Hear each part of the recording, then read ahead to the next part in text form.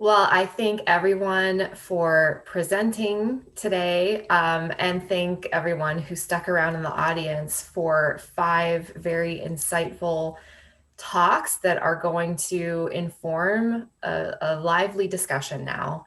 Um, I think it's really great that this panel covers such a variety of fields because it really is the intent of the whole thing to discuss how whatever one's discipline or whatever one's field, um, career related skills and connections can be integrated into any classroom. So we have philosophy professors, history professors, math and science and English, behavioral sciences, each of whom gave us some really practical examples of how their specific content expertise can be meaningful to students as they prepare for their careers. To segue into this discussion, I just want to remind everybody of the problem statement of this panel in the first place, which is the old saying is that those who can't do teach, but that couldn't be further from the truth now, especially as students seek professors' guidance based on their experience and content expertise. So, for many scholar educators, the transition between the theoretical world of research and the practical needs of the classroom is daunting. So, what can we do to help faculty create a balanced learning environment for students that bridges content expertise to real life experience? And to kick things off, I think a term we kept hearing throughout everyone's presentations today were career readiness, joining the classroom with the real world.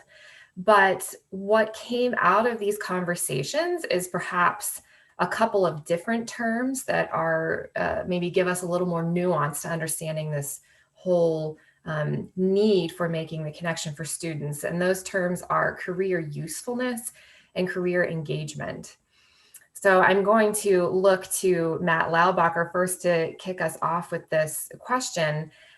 How would you define the nuances in these terms, career readiness versus usefulness versus engagement? And how do you think that impacts students' perception of the value of their classes to their chosen career paths? Right. So I think all of these topics, I think broadly construed, one of the things to take away from this is we sometimes have a very strict view of what career readiness is, right? And to be quite frank, that's not necessarily the case, and it's often not the case, right? As was pointed out very early on by Dr. Weiss, sorry, by Brandon, you know, humanities really prepare students for their career, right? We don't think about that, and I'm a history professor, I focus on history of science, right? So we don't think of humanities traditionally speaking, those of us in the humanities may, but as, oh, this is going to help you in your career. Of course it is, right? With regards to scientific literacy, my father, slight segue, sorry. My father was a generation of white collar workers who started in the workforce without computers and had to teach himself how to use a computer. So you probably can figure out that there were a couple yellow tomes in our house growing up as he's teaching himself how to use these things, right? The For Dummies series of books, right? I think this is important. The things that we're all discussing today are all inherently are all there for usefulness. And I think that's sort of the way in which we have to think about things a little bit more broadly. Is this something that is applicable to your career and helps you take those next steps, right? And I think when we focus strictly on what is career ready, well, right? And if you go and you look at what a job ad is, right? A lot of the stuff that's in that job ad isn't taught in a particular program.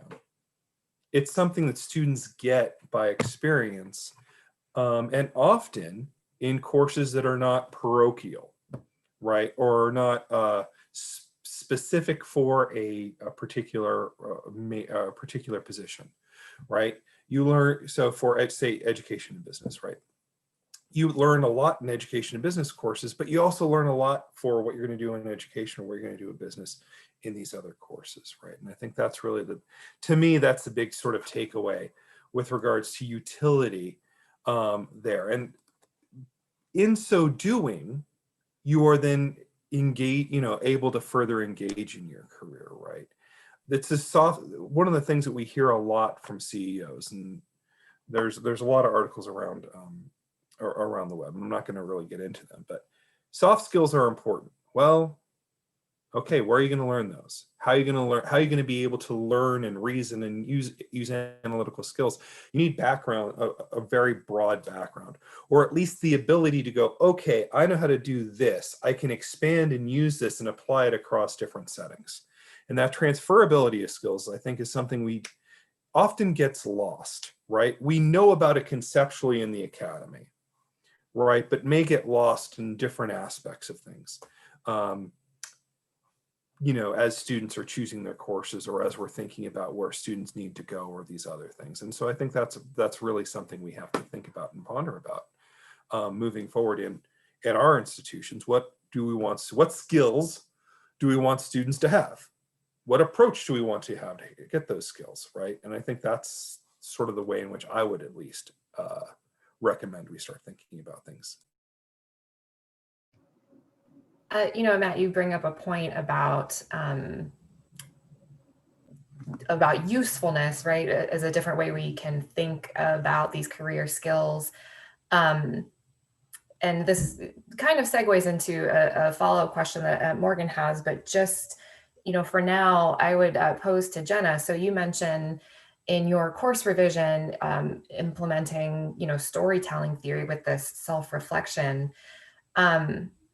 How do you feel that helped, or maybe it didn't have an impact? What was your experience with how that self-reflection storytelling helped students to understand what the usefulness was? Yeah, I mean, I think Matt's comments, understanding the generalizability, the transferable skills is really so important. And I think, when we talk about general education, or at least when I was the dean overseeing general education, I always advocated that the goal of for our students getting an associate's degree is because you're getting that well-rounded education, right? You're not just getting those technical career schools, you're also getting these skills that are the skills that you transfer into the career. And so I think our approach in the course to using, a strategy like storytelling or that self-reflection opportunity is, like I mentioned, that way to humanize the course and also internalize it, right? So, I think as educators, we often are kind of the sage on the stage, and it's our opportunity to share with students our wealth of wisdom. And we should take that opportunity when we have it. At the same time, our students are also entering into their academic career with a wealth of experience, with transferable skills that they already have and can hone in on. And so I think that the storytelling was a way to kind of tug at some heartstrings. The self-reflection was an opportunity for students to really begin to understand who they are as a student and who they want to be in their career. Most of our students are going from working in retail, the food industry, hospitality, into this very unique kind of giving and helping career, which is a shift. But there are still skills that they're bringing with them, whether they were a stay-at-home parent, whether they were a manager at McDonald's. Like, those not only help you be a successful student, but they help you be a successful person. And it's really, I think that self-reflection was an opportunity for them to really start looking inward while we help them plan all of the outward aspects of that career usefulness or their career readiness process. Thanks, Jenna. I think that's a great, honestly, segue into our next question. Teresa, hopefully you agree with that. But I think we've heard from both Jenna and Matt about the importance of these skills and understanding as educators why these skills are important. But then from a student lens, how do we ensure our students understand that the skills and I think tangible outcomes from the humanities then translate into their personal and professional lives? And to take that, I think, one step further, how do we ensure they can articulate that, especially at a professional level? I'm not sure who might want to start with this one.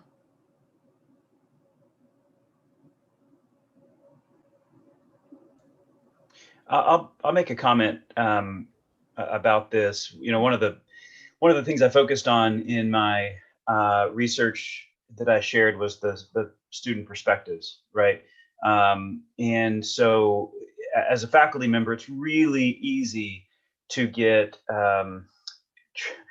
trapped in your own mind and only think about the material from your own perspective rather than the students as well. And of course, as faculty, we're always thinking about the students. I mean, we're thinking about, we want them to understand the material. We know the value in this. We've experienced this firsthand. But sometimes it's difficult to remember where the students are in their academic journey, where they are, where they want to go. So I think that one of the things that happens here is that as faculty, especially in humanities, I'm sure that Rachel and her research has seen this as well. You know, faculty understand the intrinsic value of the material that they're teaching, right? I mean, I understand as a philosophy professor how important knowledge is for its own sake. And so I want students to have sort of that intrinsic value of knowledge. And so what I can be tempted to do is to say, almost like, don't you dare talk to me about the instrumental value of this. Don't even think about the applications for career. You should just be focused on the intrinsic value of this knowledge, of this information. And so I think it's at least important to put yourself in the student's shoes and realize what you're teaching does have intrinsic value, but that doesn't mean it doesn't have instrumental value as well. I think it has both. And so it's possible to really be passionate about the material, really focus on the value of the knowledge itself, but also talk about and make sure that students are making connections to that practical instrumental value. And so reminding ourselves of what the student's trying to get out of this, I think, is very important as well. So just keeping that dual mindset of all of your experience as a faculty member, make sure you're passionate about that information, but also make sure that you're really focused on student outcomes in terms of career, usefulness, readiness, engagement. Yeah, and that's why I like the idea of connecting faculty to other faculty who actually think about these things, about that connection, because I agree with you that we do place a lot of value on the knowledge that we teach, but I just don't think, you know, a lot of, there's just so many things going on. You're worried about so many things in the classroom. I mean, for a long time, it was the technology. Now people are dealing with the online platform. And so this transferability aspect, I think, gets lost for a lot of faculty. And I think the longer you teach, you become entrenched in your own methods, your own pedagogy, your own design. We have kind of templates for our syllabi now, and it's kind of fill in the blanks. So there's not a whole lot of planning on the part of some faculty now. The gen ed courses have some pre-planned objectives that you just plug and play. And I think sometimes when we move further away from that design process, actually crafting the content of the course, you know, you kind of, it almost presents this type of barrier to thinking about those connections, because it requires less effort almost on our part to some degree. I don't know, what do you think about that? I think, just to jump in on that, I think the idea of reflection, right, is a good student reflection, right, is a good way to do that. One of the things we did in a lot of the history courses here is we have a reflective forum where it not only does it drive metacognition, but you also get to see their thought process, and then you can then loop back into design process, or you can loop into certain other things, and it allows you to take student experience and use that to infuse decisions, right? Or design decisions, and it also lets you know if you're not doing things terribly well from a design perspective as well. So I think that's a key component in this entire milieu, if you will. Yeah, I would chime in too. I was thinking about, like, I think it was Yolanda asked earlier, like, what's the value of a quiz in terms of career readiness? And I was thinking, I do critical thinking and informal logic, and if all they learn is to memorize certain terms, they really haven't learned much. And one thing I try to drive that home with them, I talk about the LSAT, and to get into law school, they don't ask you your knowledge of the law. They can give you that. They ask you questions that determine your ability to think through things logically, and then they can teach you the law once you have it. So we need to focus less on them memorizing the content and more, and then developing skills that will last a lifetime and that will apply to everything else they learn. And Christopher, truthfully, that's what employers do now too, right? They're scenario-based interviews. That's the gateway to even seeing a person in a lot of corporations now, is going through a scenario-based assessment, which is really about critical thinking and problem solving. That's what they're assessing for, not how much you know about the topic, because they know they're going to train you on that. So that's a really important connection. Yeah, it makes me think about quizzes. Like, a lot of old school teachers will use quizzes and emphasize quizzes and tests and objective because it's a grade separator. But that's really kind of lazy. We need to have things that are transformative for the students, and those are harder to measure, but they're worth it. Right, and to sort of follow up on that, both from a science and history perspective, right? You end up with a lot of students who are science phobic or history phobic or pick a subject phobic because they're so focused on detail, and the way they've experienced before is, I need to memorize everything, right? If you understand a scientific concept, right, you can look the other stuff up, right? Worst case scenario. The formula, it's there, it's in a book. If you understand the concept, you understand things at a different level. And I think that also, and same thing in history, right? Students are freaked out about memorizing names and dates, and frankly, that's not important. So the larger aspect of things, taking that into an instructional realm really is, how do we deal with concepts? How do we deliver concepts? How do we promote concept-based learning in whatever thing we're doing? And how does that then apply directly, as Jenna was saying, into, these scenario-based assessments for employment, right? And then that also loops back into Chris and Rachel's point about design. Because if a quiz doesn't work, the way we want it to, right? A quiz, frankly, in an online class, you can look up answers to every quiz. It's not really quizzing anything, right? But you can design assignments that do, but that also requires a technological aspect of things. So that's an entire other element into the larger discussion, is how do we do concept-based interactive assignments from a design perspective, frankly. And Matt, just really quickly, I think some of that that desire for rote memorization, or that anxiety that students feel, is a lack of trust in their ability to engage in these skills that again, I think that they bring with them. It's just whether or not we're able to hone in on it, help cultivate that with them, and help them, again, kind of dig inside and see what they're bringing to the table. Before we go to the next question, Yolanda, I saw you unmute a couple times. Did you want to add something? No, the point was made, so I'm good. Well, I think in some ways you all kind of addressed this next question, but I mean, specific to the design process, at what point in time do faculty consider the career outcomes as part of that process in general? I mean, we heard a bit this morning, I think, from all of you in different ways how that might be applied. And then additionally, I think, how do you introduce career-related topics into your curriculum? Mark, I don't know if you want to start with this one. Sure. So yeah, we recently designed a new science course, ENB 111 here, and we started off with the career focus from the beginning when we were designing the course learning outcomes.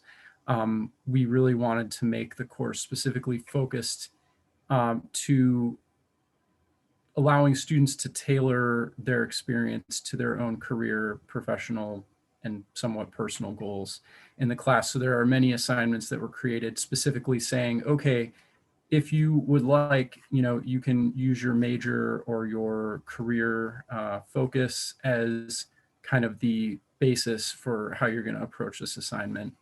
And yeah, I think, it'd be a really interesting thing, just like we have institutional learning outcomes, course learning outcomes, weekly learning outcomes.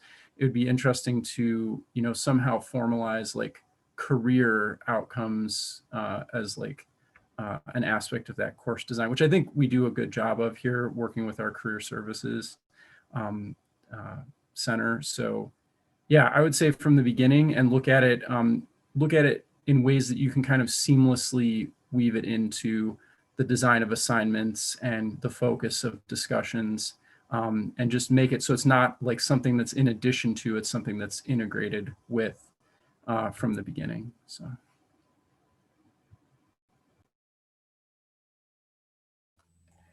Oops, I was on mute, sorry. Brandon, did you have some thoughts on this one as well? Well, one of the things that keeps coming to my mind here, and how course designers actually put this into practice, that might be someone else's point of specialty. But one of the things I keep thinking, I keep hearing the words of from The Shining, right? All work, no play makes Jack a dull boy. And part of the value, I'm thinking from humanities in particular, part of the value of humanities is that it diverts students from a very mechanistic approach to learning, the memorization sort of approach to learning. It distracts in a way, in a way that's quite valuable actually, because it gets students to use parts of their brains they hadn't used before. And so I think that in terms of course design, there's a point to say, don't be afraid to let students travel down seemingly unrelated paths for a bit, just to get them to exercise parts of their brains that they wouldn't otherwise. Get them creative, get them to innovate. I think that some of the wisdom in leadership is that leaders who don't have hobbies are not as good of leaders as they would be if they did have hobbies, because hobbies, diversions, recreation, those sorts of different ways of understanding the world actually help us to be more creative and more innovative. And so from a course design perspective, I don't know if I know how to do that or how to advise to do that. But I think from an instructor perspective, it's important to communicate to students, don't be afraid to go down this path for a bit. Let's do this because let's learn to be innovative and creative in our thinking. That's going to help you in the long run. I wanted to add too, and Yolanda, I saw you unmuting your mic, so maybe you were about to talk to this, but Mark mentioned, it's important to integrate these, career readiness concepts seamlessly into assignments and things like that. And it seemed to me that you gave several examples of how an instructor would do that in, basic course activities, like the video kind of role play you shared and things like that. So could you speak a little more to that? Are you asking me or? Yes. Okay. Yeah, and that kind of leads into the next question, what I was going to talk about with it, because I think those practical aspects are very important. I did just want to kind of highlight and echo what Brandon said, though, about using parts of the brain that they may not use otherwise. I think that is so important. It's just like preparing for an athletic sport. You don't just practice the sport. You may stretch, you may change your diet, you may do some psychological exercises, you may do all these other things and study strategies before you actually get on the field or do other things like that. So I think all of those areas that sometimes, whether we call them gen ed or what, that seem not directly related, they're so important in terms of building a foundation of strength on which to build in the disciplinary and occupational knowledge and the ability to actually carry it out And I love what you said about creativity, because that's what so many industries need now, are people, yes, who can follow the instructions and do the procedures and not get the corporation sued, but they also need the creative thinkers that will make the corporation marketable and keep it relevant to the constituents. So I think that's so important. Did you want me to go ahead and segue into the next topic? Sure, that's perfect. Okay. So the question was about practical strategies. And if you did stay through my session, or that's primarily what I shared for the most part, were practical strategies that could be used. And I think it's important not only to tell students that the content and skills being developed are relevant, but to show them how they're relevant, to have them step into the roles of the professionals in those fields, and to connect the content and the assignments to actual, not only the job descriptions and position announcements, but also the work that they might actually have to do, the types of conversations that they may have to have that are not scripted in a book anywhere. And the discussion forum is a nice place to safely begin to explore, because when that scenario is thrown at you in the office with the person sitting across from you or on the other side of the screen, you don't have time, you may not have a lot of time to reflect and think. But if you started to practice some of that thinking where you do have time to craft your response, I think that just strengthens their ability to be able to do it later on. So share videos and career spotlights of professionals in careers that interest them. I think it's important for them to actually see professionals in those fields and help them draw the connections, but also have them draw the connections themselves. Ask them to tell us, how is it relevant? And a lot of times they may not have thought it was relevant until I asked them to tell me, and then they have to sit and think and say, well, it is kind of relevant in this way. And I love what Brandon said about the avocational interests as well, because so much of what people do, whether you call it co-curricular, extracurricular, or just hobbies or other personal interests, can be integrated into their careers. And I've had a number of students who maybe were undecided or kind of going back and forth between a couple of career ideas that seemed practical, but they weren't overly passionate about. But, it just seemed like the next logical step of what they should do with their degree. And then they also shared these amazing hobbies and interests and other abilities, and I can direct them to professions that integrate those, and where they could then basically do both in many cases. I'm really, as you saw from my presentation, if you were there, I'm really big on scenarios and role plays that springboard off something that the students shared in their post. So they touched on the content, they tried to work with the content, and now let's take it out of the book and into the office or the workspace outside. I love your comments. Oh, sorry, I didn't mean to cut you off. I thought. Oh no, I'm good. Actually, I love your comments, Yolanda. And I was thinking about, there's that expression, not trying to be religious, but there's this expression that you might have heard that goes, it's easier for God to make a good man smart than a smart man good, but person, right? And I was thinking about like the version of that you reminded me of, is sort of like, it's easier for an employer to give a passionate person knowledge than to take a knowledgeable person and make them passionate. Yeah. And so we want to instill that passion and love of the subject. And an example of that wouldn't say this about himself. There's a lot of examples in this room, but one of them is Clifford. And I've looked at his science class, and it is that, right? He doesn't just teach them words or knowledge about scientific concepts. He has them in there doing stuff from day one, every day. It's like science. They're actually engaged, and they're going to come away transformed and passionate and loving it. So thank you, Yolanda, for those points. Oh, you're welcome. And thank you for those. Excellent. Okay. And thank you, Chris. I'll just add one more thought. I know we're just about out of time. Last 30 seconds. someone has to problematize things and just kind of say, oh, we've tied this all together, but is to think about, I want to challenge everyone to think about career readiness is expanding even further to include life readiness. Exactly. One of the things that students do in 207 from day one is they calculate their environmental footprints and measure their impacts. And a lot of them will go on to their workplace and will actually instigate recycling programs and things during the course of their own choice, not because it's required, but they'll take what they've learned, it ripples into their lives, and then it spreads outward into their careers and paths. So we can also touch students in ways that have direct, meaningful relevance, whatever their career is, but have life application. And I think that's a powerful thing to be able Absolutely. to have the opportunity to do. So.